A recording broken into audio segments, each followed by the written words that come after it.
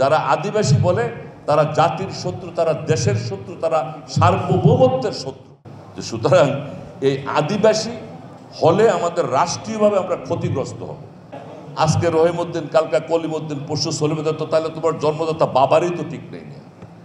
এত নাম পরিবর্তন হবে কেন? একবার উপজাতি, একবার ক্ষুদ্র নৃগোষ্ঠী, একবার আদিবাসী, কারণ কি?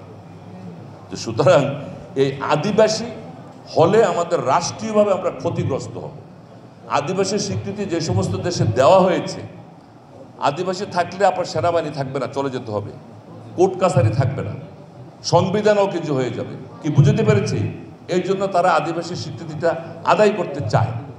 সুতরাং আমরা বলেছি, যারা আদিবাসী বলে তারা জাতির শত্রু, তারা দেশের শত্রু, তারা সার্বভৌমত্বের শত্রু।